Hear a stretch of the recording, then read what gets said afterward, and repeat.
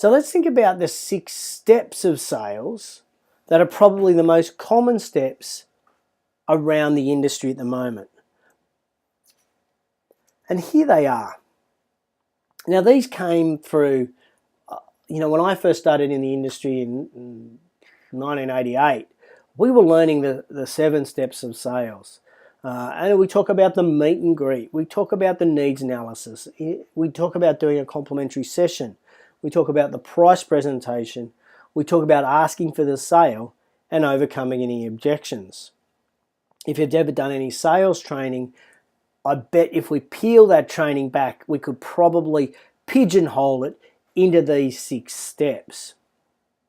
Which of these is the most important to me? I'm going to surprise you, I think, when I tell you which ones I believe is the most important step. And that to me is step 2. Let me say that again. The most important for me is step 2.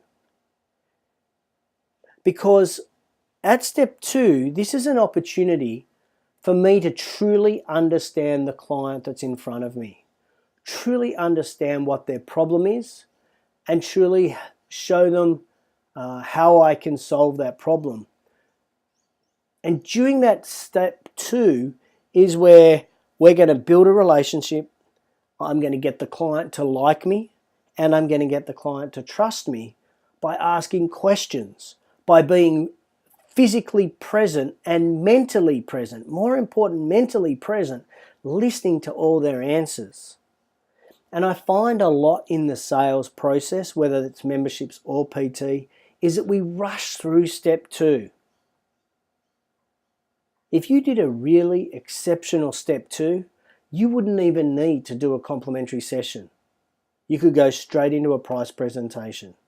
But we need to really work on our interpersonal skills, meaning our listening skills, our smiling skills, our body language skills, just so that the client or the prospect, potential client, sits there and goes, "You're very likable.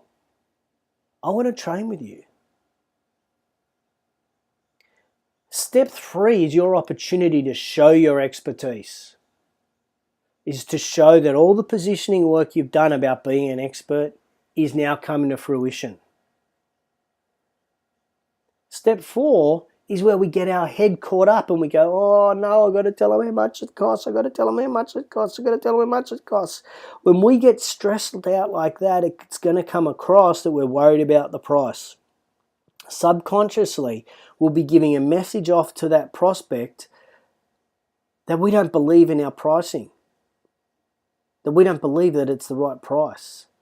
So we've got to get our head around this, and we've got to be really comfortable and quite matter of fact. It's like, yeah, to get started with me, you can do, I reckon the best option for you, Fiona, actually is 5 sessions at $420 or 10 sessions at $840. Which would you prefer? Oh, okay. And be really confident in that price. And did you notice how I then just asked for the sale? Which one would you prefer? We don't need to make a big deal of this.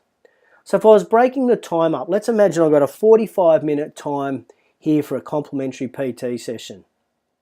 The meet and greet, 2 minutes out of the 45. The needs analysis, I'm going to suggest that's probably about a 20-minute conversation. 20 minutes. It could go longer. It may go a bit shorter, but if it's shorter, I don't think you're going to get a real needs analysis completed. So that's 22 minutes of the 45 minutes. Then a complimentary session, probably go for, I'm going to say, 20 minutes, 18 minutes, let's say 18. And that kind of leaves us about 5 minutes to go through the price at the end. We don't need long because we're only going to give them 2 options. Ask for the sale, and if there's any objections, we'll overcome it. If there's no objections, we get the paperwork done and away we go. So just by looking at that breakdown of time, I put a whole lot more emphasis on that needs analysis. And I just see this rushed in membership sales and in PT so many times. So what I'd like you to do is stop the video now, just for 2 minutes, and I want you to write down what you think you should be doing in the needs analysis to improve. What could you do in your needs analysis with current prospects that you could improve? I've just read a fantastic book. It's called People Buy You. It's an awesome book. And it talks about this needs analysis and the importance of being present there. And another fantastic book is from Jeffrey Gitomer. And Gitomer talks about in this book, he talks about the art of closing. And he said the art of closing, which is asking for the sale, step 5 and or step 6, the art of closing starts with the opening. If you nail step 2, people will close themselves. If you haven't nailed step 2, then you have to close them. In other words, if you do a great job of step 2, people will buy. If you've done a poor job of step 2, then when you get to step 5, you're going to be selling your butt off. They're the concepts. That's what you need to work on. Stop the video now and decide what do you need to do to improve your needs analysis.